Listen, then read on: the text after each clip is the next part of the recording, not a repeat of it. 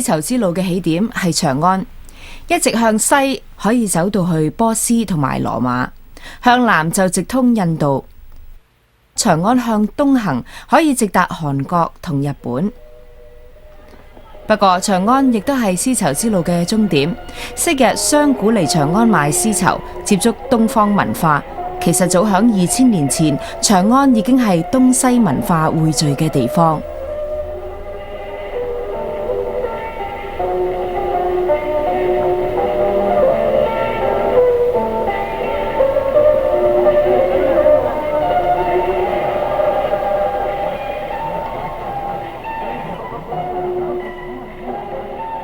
今次嘅絲路之旅係由日本放送局 NHK 同中國中央電視台 CCTV 攜手策劃嘅。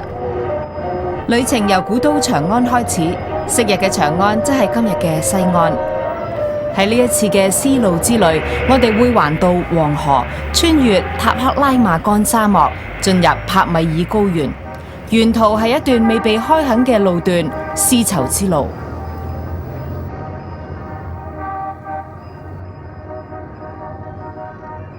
鐘樓係西安市嘅標誌，坐落喺西安市嘅中心地帶。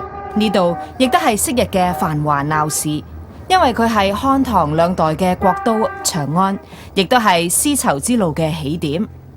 喺唐代期間，長安嘅規模好宏偉，長闊各有9公里，即係5里，大約比現今嘅西安市大1倍咁多。現今嘅鐘樓係昔日唐代宮殿所在地。佢嘅建築宏偉堂皇，位於古城嘅中央。城牆以外有一條闊150米，即係足足闊500尺嘅大街。呢條街嘅名叫朱雀大街，係西安市嘅心臟地帶。其他街道向東西南北4個方向伸展，形成井字陣勢，好似個棋盤咁。喺城東部嘅建築物古色古香，當中包括唐玄宗曾經居住過嘅興慶宮。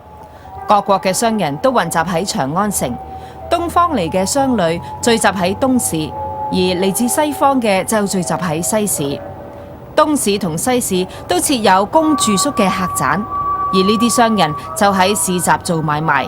由長安向西行就係詩意滿途嘅絲綢之路。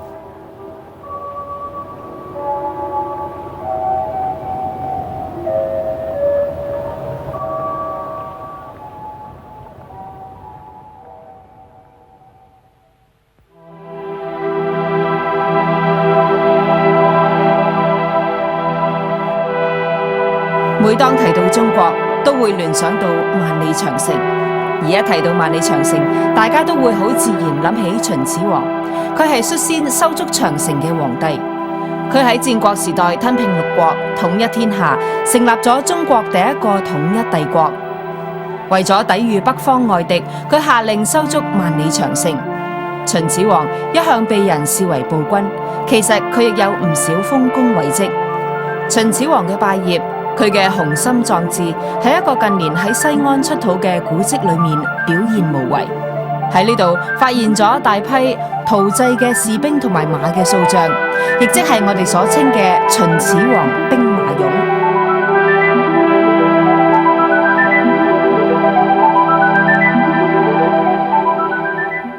攝製隊而家就去見一位楊先生，佢就係發現兵馬俑嘅人。對不起啊。楊さんというのはどの人ですか？哪個是姓楊的？他ですか？この人が楊さんですか？はい。あ、こんにちは。你好。你好，你好。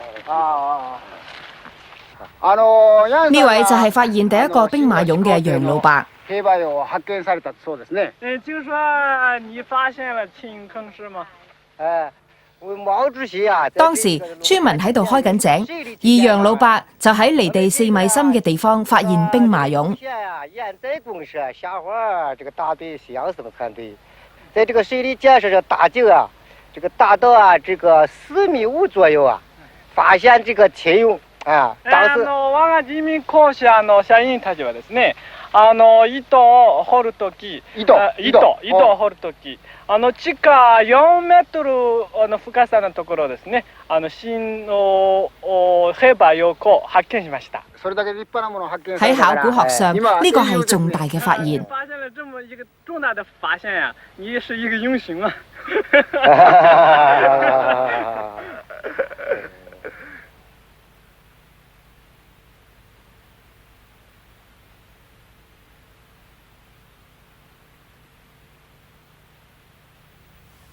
兵馬俑喺出土之前喺地底沉睡咗2200年。兵馬俑係喺1974年被發現，一直未有外國人批准拍攝或者係拍照。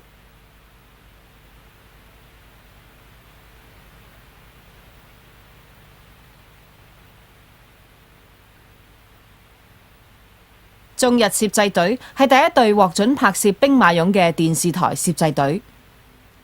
秦兵馬俑係20世紀最轟動嘅考古發現。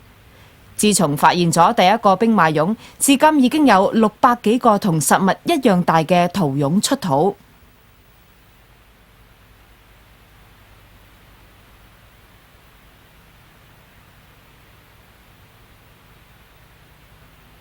但係考古人員只係發掘咗整個遺跡嘅1/10，估計當整個遺跡出土，總共會有超過6000個兵馬俑。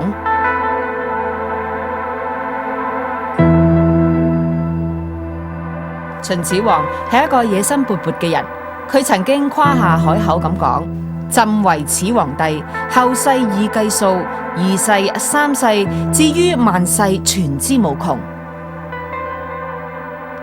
佢甚至要喺死之後繼續喺陰間稱王。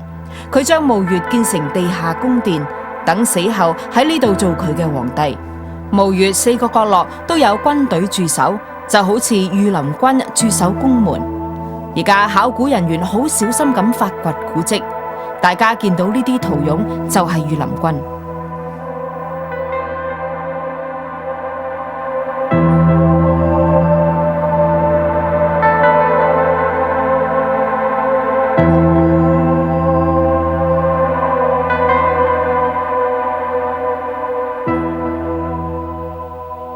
著名中國古代歷史書《史記》裏邊亦都有記載秦始皇嘅地下宮殿。始皇初即位，川至驪山，及並天下。天下徒送骸70餘萬人，川3泉，下同夷之國，令像作基弩關，有所穿近者，接射之。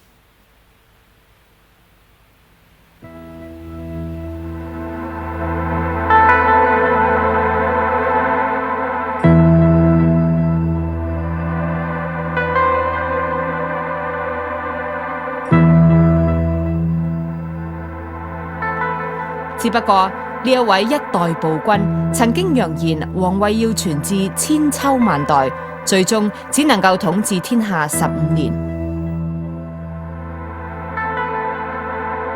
2000幾年後嘅今日，佢嘅地下宮殿終於重見天日。從某個角度睇，佢嘅誇言逐漸成真。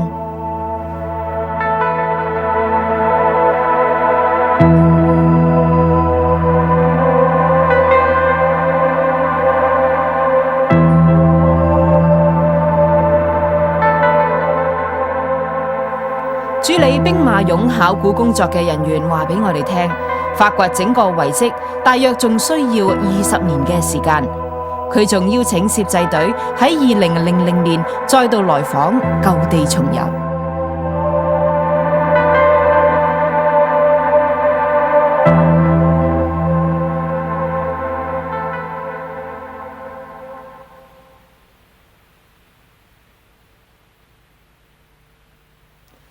西安市以西60公里，即係大約40里度，有一組小山墩。呢一度就係漢代皇陵。漢係2000年前繼秦之後嘅王朝。陵墓裏邊仲安葬咗文武百官同埋皇親國戚。喺中間高高嘅山丘，周圍有好多文官武將嘅墳墓圍繞住嘅，就係漢武帝嘅陵墓茂陵。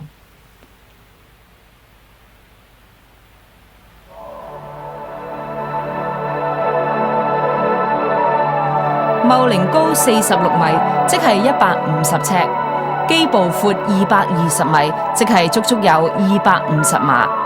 佢嘅規模比得上埃及嘅金字塔。漢武帝文通武略，為咗打敗北方驍勇善戰嘅匈奴人，漢武帝決定同西域嘅國家結盟，就係月之國。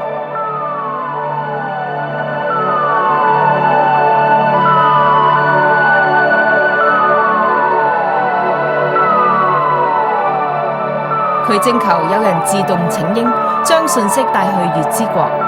當時有一個毛遂自薦嘅人，佢就係張騫。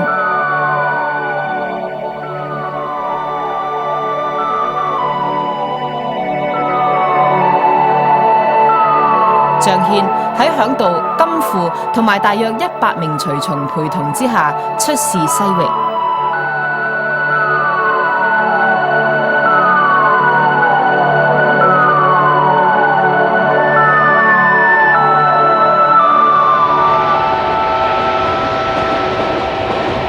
跟住我哋會去參觀張騫墓。張騫墓位於一個叫漢中嘅地方，由西安要坐12個鐘頭火車。今次亦都係首隊外國攝製隊參觀張騫墓。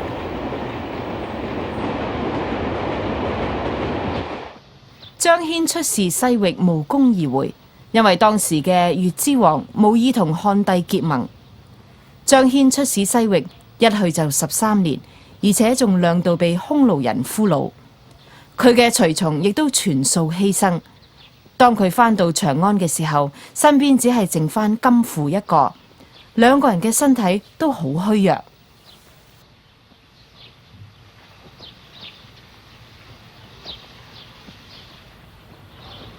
不過張騫此行並非全無收穫，佢就知漢武帝西域有馬日行千里，呢種駿馬奔馳嗰陣就好似飛咁快，而且汗流如血。呢種千里馬被稱為天馬嘅後裔。張騫嘅所見所聞令漢武帝聽得如痴如醉。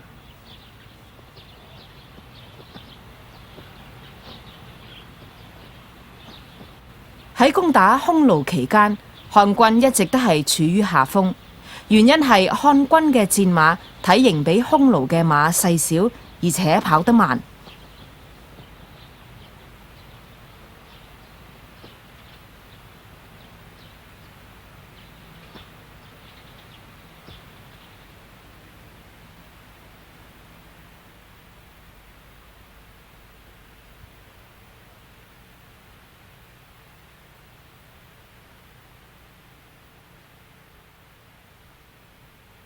呢間係位於漢武帝陵墓附近嘅茂陵博物館，喺館內展出咗馬踏匈奴像。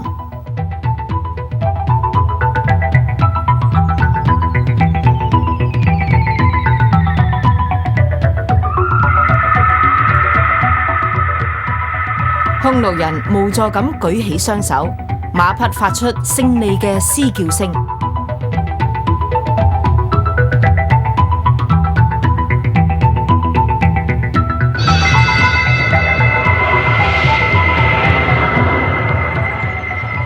當漢武帝得到一批西域良駒之後，佢就決定再次出兵討伐匈奴。今次帶兵嘅係一名年青將領，叫霍去病。由於得到良駒相助，後生可畏嘅霍去病同佢嘅軍隊勢如破竹，連場打敗匈奴。佢乘勝追擊，攻佔咗黃河以西嘅河西走廊。而當佢凱旋而歸，仲俘虜咗至少10萬人返長安。漢喺河西走廊收足咗多個城堡，從此就打通咗漢前往西域嘅孔道。絲綢之路亦都正式開通。絲綢之路對中國有雙重意義：其一，漢人可以從西域引入良駒駿馬；其二，就係將中國嘅貨物同埋文化傳揚到西方，特別係絲綢。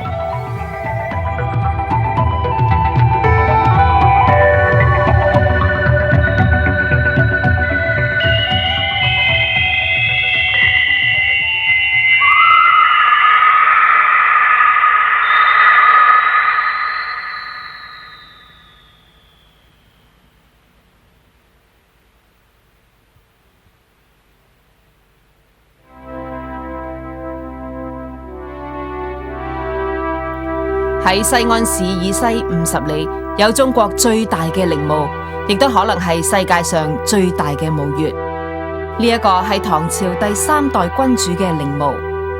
唐朝係喺公元後618年建立嘅。陵墓內係唐高宗，同佢一齊葬喺度嘅係皇后武則天。武則天喺丈夫死後獨自執政咗50年，佢係中國史上唯一一位女皇帝。喺武則天掌政期間，國泰民安，都城長安係世上最大、最繁盛嘅城市，當時嘅人口有100幾萬。唐代係中國史上最繁華昌盛嘅時期，國勢如日中天。唐代嘅都城長安更加係一株奇葩，一代女王武則天就好比流連喺花間嘅蜂后。安葬高宗同武則天嘅乾陵，興建喺一座有1048米，即係3000尺高嘅山丘內。佢象徵咗中國歷史上嘅全盛期，當局好快就會開始正式發掘。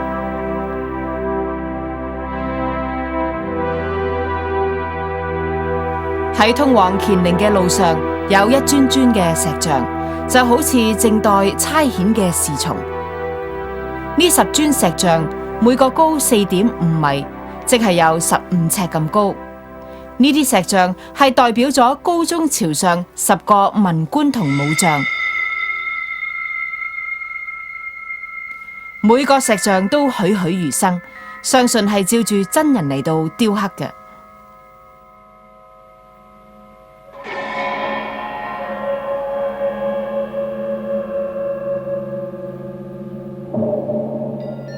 另外，仲有獅子同其他動物嘅雕像守護皇陵，而呢個有翼嘅肖像就極具西域特色。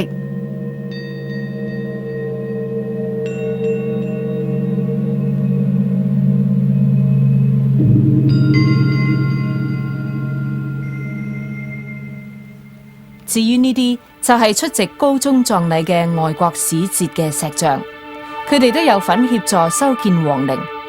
呢類石像總共有61個，稱為61皇賓像，當中有國王、皇族同埋使節，分別係嚟自唔同嘅國家。呢啲皇賓嘅衣服袖口緊窄，下擺寬闊，顯然係嚟自北方，一睇就知道係外國人。佢哋腰間纏帶佩劍，而雙手就放響胸前，呢個動作充滿中國特色。其實石像嘅背後一度刻咗佢哋來自何國，係屬於邊個官階，但係由於年日久遠，而家已經難以辨認。點解佢哋嘅手同埋頭被斬去呢？至今仍然係個謎。呢次國葬大約係喺1300年前舉行，當時有嚟自61個國家嘅皇賓出席，昔日唐嘅強盛，長安嘅地位可想而知。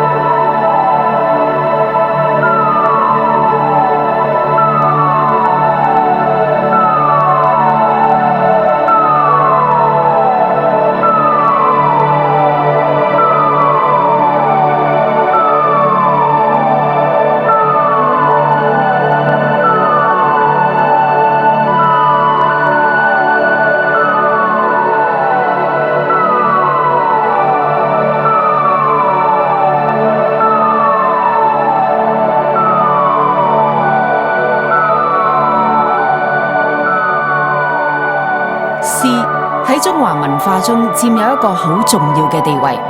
相傳詩嘅歷史可以追溯到3000幾年前，而喺幾百年之後，中國嘅文獻中已經有喪、善、詩等等嘅字，而詩好快就成為中國最出類拔萃嘅產品。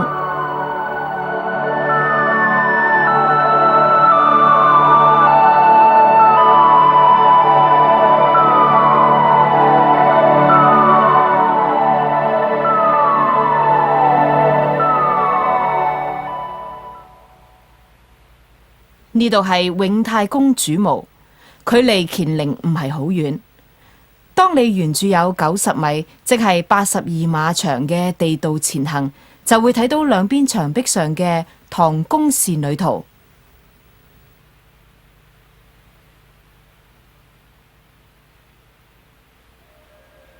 唐代詩人白居易曾經咁樣描繪過呢啲貴婦所穿着嘅絲綢服飾：天上取樣人間織，織為雲外秋雁行，染作江南春草色。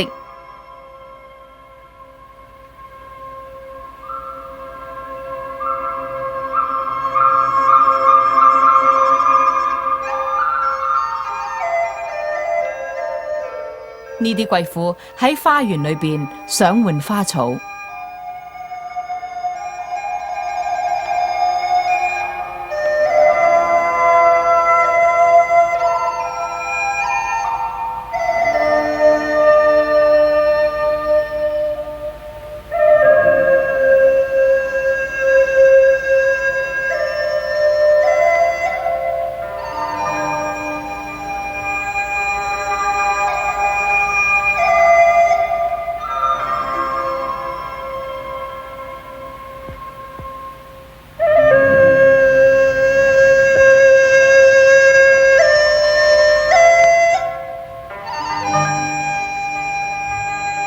白居易嘅《長恨歌》亦有描述唐代嘅楊貴妃，回眸一笑百媚生，六宮粉黛無顏色。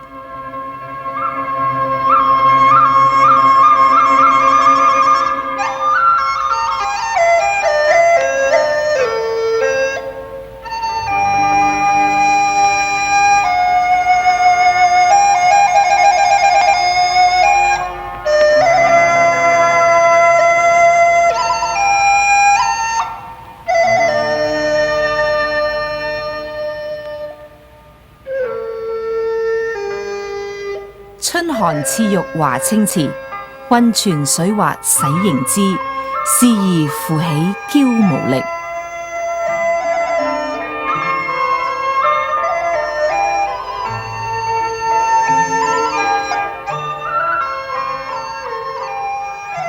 後宮佳麗3000人，3000寵愛在一身。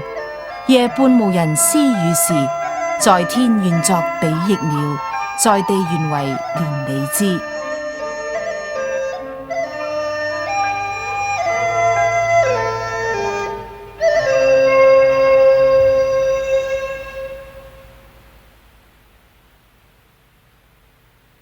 呢道城牆建於明代，但係早喺建成嘅700至到800年前，唐代嘅規模係佢嘅8倍，足足有10公里乘8公里咁大，相等於6里乘5里。佢係世界上最大嘅城市，比起西方嘅巴格達仲要大。喺城內有市集，嚟自世界各地嘅商賈都嚟呢度做買賣。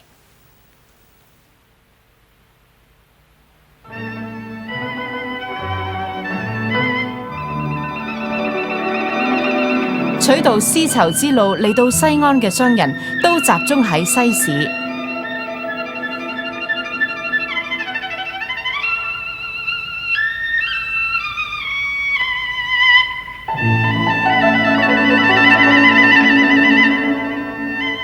西市仲有其他吸引人嘅地方，例如音樂。好客嘅中國人以各種形式嘅表演嚟到娛樂風塵僕僕嘅絲路商人。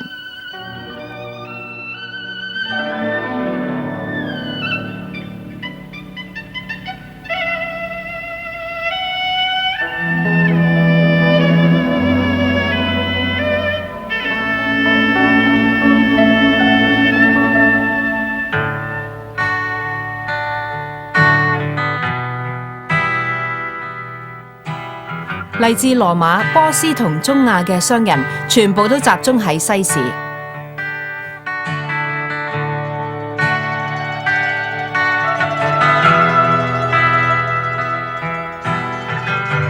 佢哋想賣各式各樣嘅商品，但係最想賣嘅係絲。喺羅馬帝國，絲嘅價值係以金嚟到衡量嘅。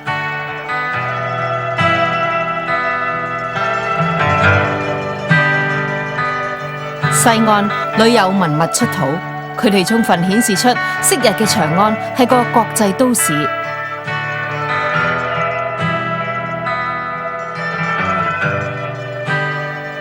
唐代盛行遠陶肖像，其中有好多雕刻咗外國人。喺西安甚至有日本古錢出土。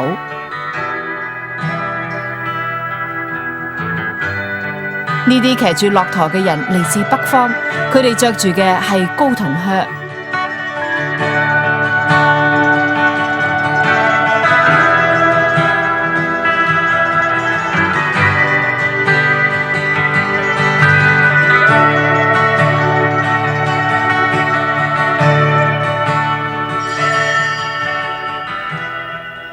長安嘅文化交流活動極之頻繁，從而促成咗新絲路文化嘅誕生。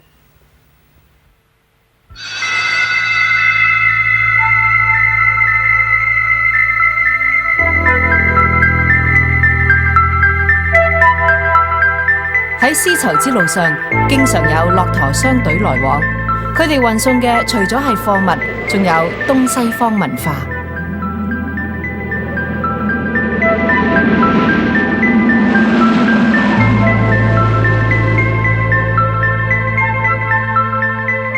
呢朵用絲編織成嘅花，係喺絲路上一個好重要嘅城鎮吐魯番發現嘅。吐魯番位於長安以西1500公里，即係大約900里。中國考古學家認為呢朵花有1500年嘅歷史。由於吐魯番氣候乾燥，所以能夠保存完好。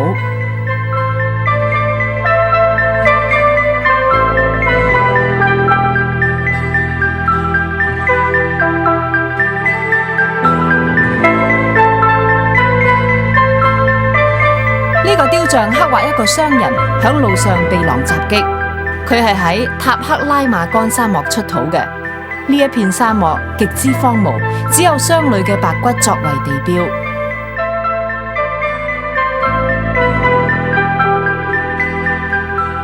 不過，有人成功穿越塔克拉瑪干沙漠，將絲帶到去羅馬。喺絲路南段上有一個綠洲，位於古時御田國國境之內。英國探險家斯坦恩喺呢度發現咗一幅壁畫，喺御田國並冇蠶，於是御田王就要求佢嘅新娘，即係下嫁俾佢嘅中國公主，帶埋蠶繭到嚟。當時係禁止蠶繭出口嘅，但係公主成功將蠶繭偷運出境。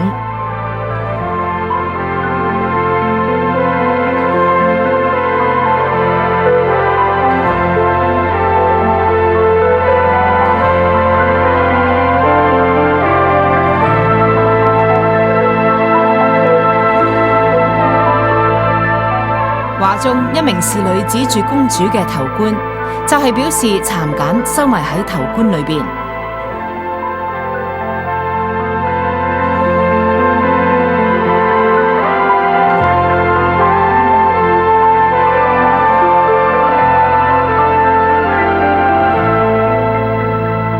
後嚟有人帶絲越過帕米爾高原、阿拉伯沙漠，去到遙遠嘅羅馬帝國。對羅馬人嚟講，中國代表絲，所以稱中國為絲綢之國。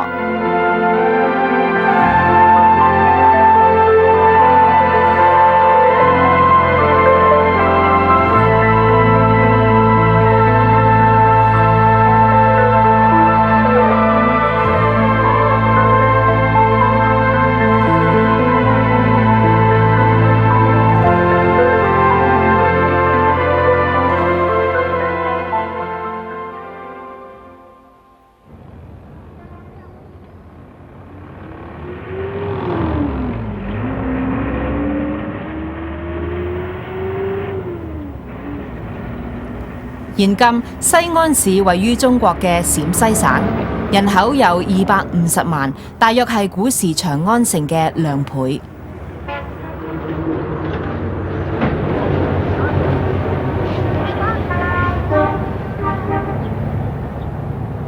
1928年，長安改名為西安。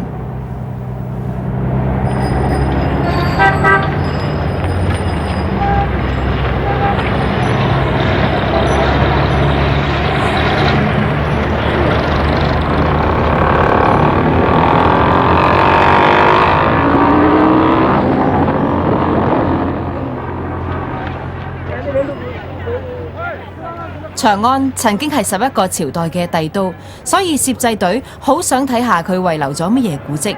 而我哋最想睇到嘅就係可以見證到當年呢度係一個國際化嘅絲綢貿易中心。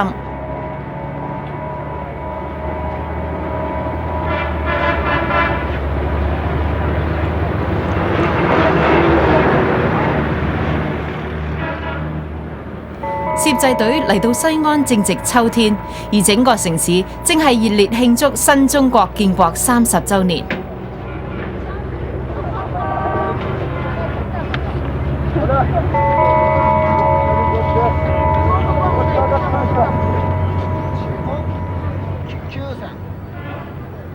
呢度四周圍都有賣西瓜嘅攤檔，中國同埋日本都叫呢種水果做西瓜，意思係由西方傳入嘅瓜。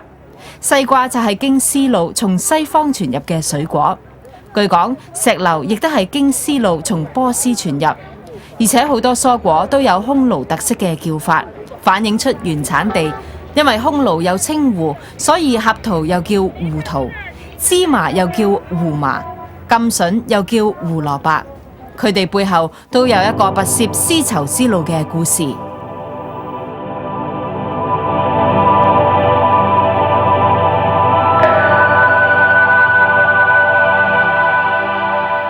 絲綢之路亦都為長安嘅居民帶嚟咗好多新奇嘅玩意。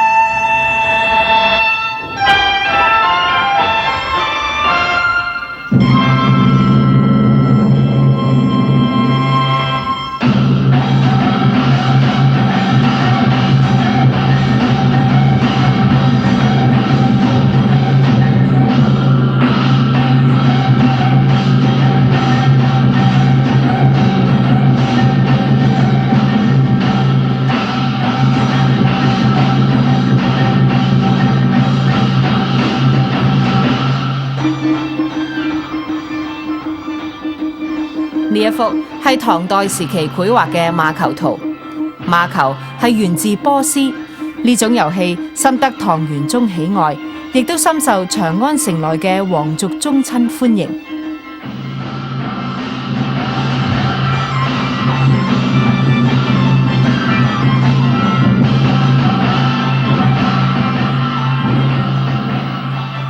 馬球喺千幾年前從西方傳入中國，而家仍然深受蒙古年青人歡迎。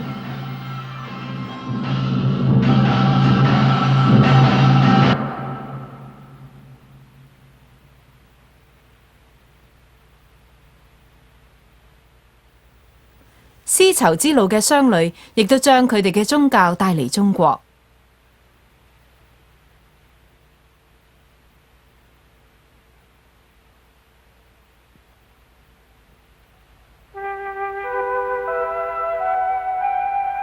傳說基督教一個支派聶斯脫利派係喺653年傳入長安，當時嘅中國人稱佢為景教。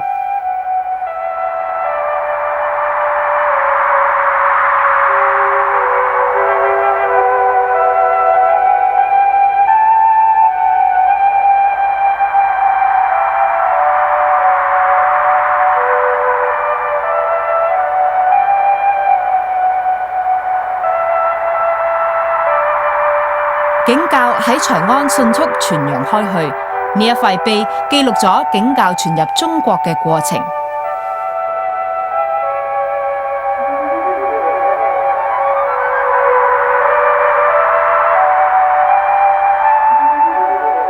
信徒嘅名字係用中文同埋敘利亞文寫成，足以證明當年長安係一個國際化嘅城市。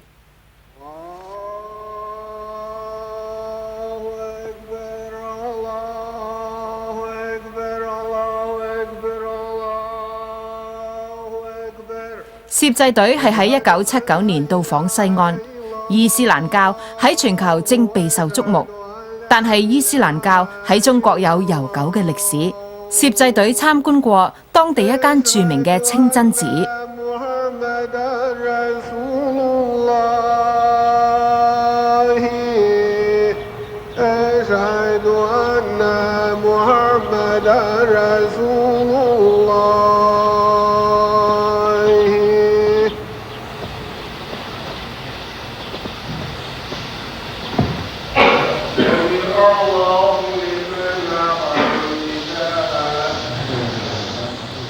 攝製隊只可以從後面拍攝，因為信徒唔中意正面拍攝佢哋祈禱。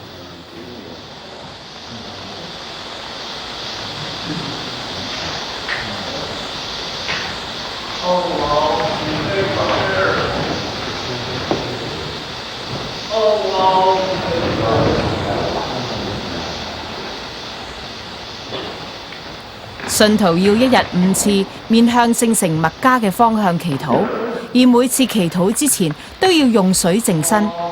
一年有2次，呢座清真寺都會逼滿嚟參加節日嘅信徒。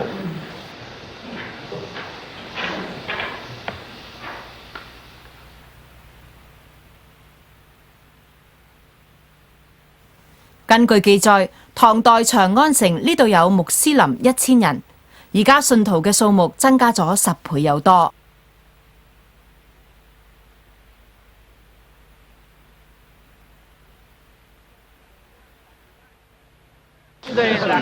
攝製隊今日都認識咗好多新嘅朋友，分別嚟自中國、阿爾及利亞同埋敍利亞。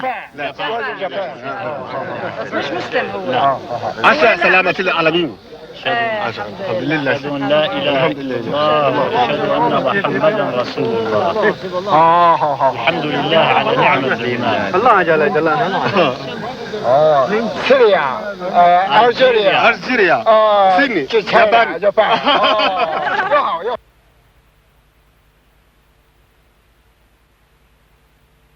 喺眾多從絲綢之路傳入嘅宗教裏邊，對中國影響最深嘅係佛教。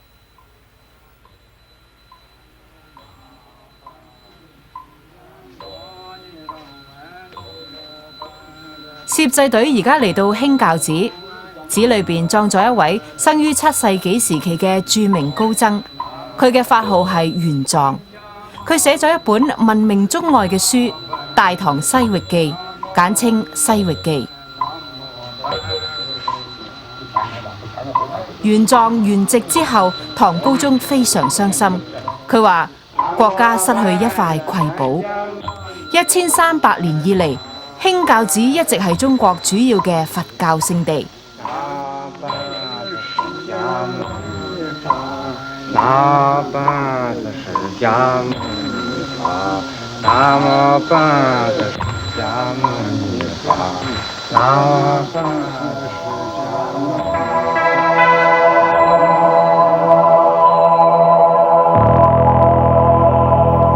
玄奘得以名傳後世，係因為佢當年遠赴印度，搜集佛教經卷。喺當年，印度就好比天涯海角。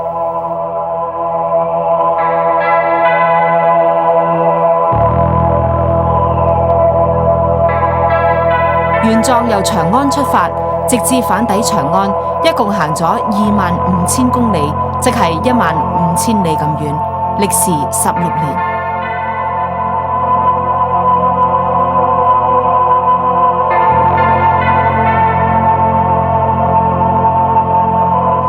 佢從印度搜集咗657卷佛經，要用24匹馬先至能夠將卷籍運送返嚟。當佢一返到中國，就立即開始艱辛嘅翻譯工作。玄奘呢一次取經之旅對中國影響深遠，佢嘅建樹同成就可以稱得上係絲綢之路嘅先驅。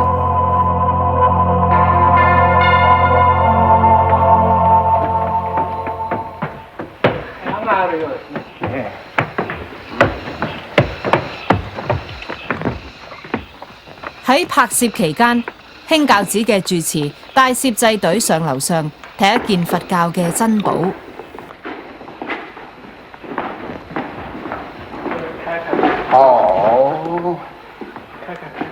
拿吧。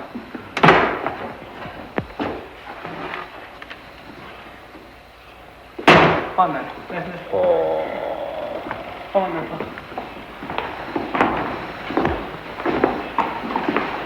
藏經閣裏邊收藏咗好多佛教典籍，雖然冇證據證明呢一卷就係玄奘帶翻嚟嘅真跡《貝葉經》，但係住持打開嗰陣都好小心。これは随分古いもののようですが、一体何でしょうかね。这个东西这么旧了，这什么东西啊？貝葉經。叫白葉經と言います。住持話呢啲係印度嘅葉，而喺葉上邊刻咗佛教嘅經文。印度的貝葉樹的樹葉。これはですね、インドのある白葉という木の葉っぱです。葉っぱ。随分古いもののようですが、何書いてあるんですかね。これいつの時代のものでしょうね。这么旧了，上面写的什么呀？这是不是很古了？就是古了，是唐代玄奘法師由印度出來的梵文貝葉經。相傳呢卷《貝葉經》就係唐僧玄奘從印度帶翻嚟嘅。お経を取るとき、これはインドから取ってきた梵文です。梵語です。梵語です。違いました。どうもすみません。これそうすると素晴らしい寶ですね。中國喺共產黨執政之後，呢啲佛教文物依然被視為貴寶，受到保護同保存。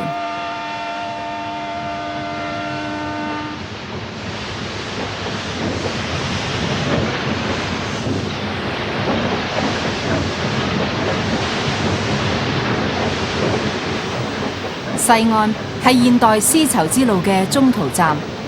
今日絲路嘅起點係大洋孔道嘅上海，而終點就係內陸國際都會烏魯木齊。而家由西安出發，踏上絲路嘅人要行2000公里，即係1300里路，花2日2夜嘅時間先至可以走北全程。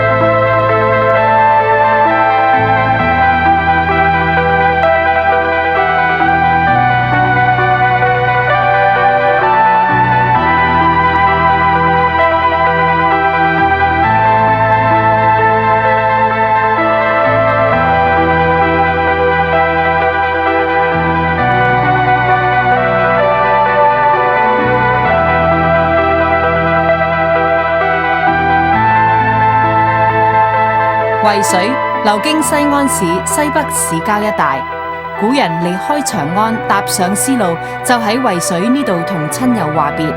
佢哋喺河岸上嘅酒館飲酒惜別。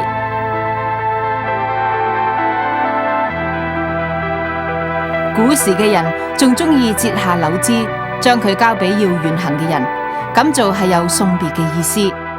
佢哋會將柳枝咬成一個圓形，祈求遊子能夠平安歸來。好多中國古代文學作品都有刻畫絲路起點上無數生離死別嘅故事，但係其中以王維嘅《渭城曲》最扣人心弦。渭城朝雨浥輕塵，客舍青青柳色新。勸君更盡一杯酒，西出陽關無故人。